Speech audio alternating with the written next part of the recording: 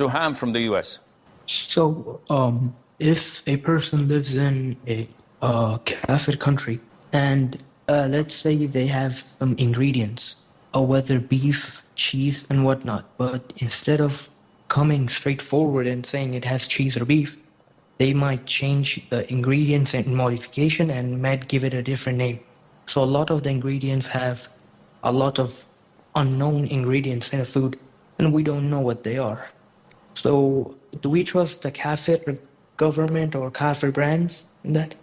What you consume is something that impacts your body, impacts your religion, impacts everything.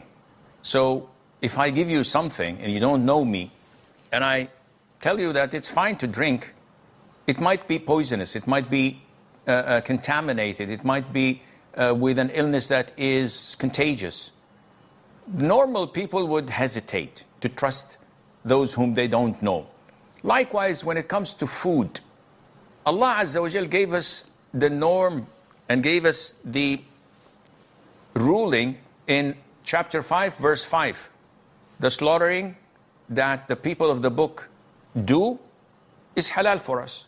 So whether it's cow, camels, sheep, goats, chicken, as long as they slaughtered it, it's halal.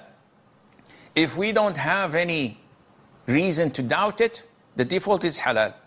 While if they were Hindus, if I'm in a country that worship idols or worship the sun or don't worship anything, or they're Buddhists or the likes, no, these are mushriks.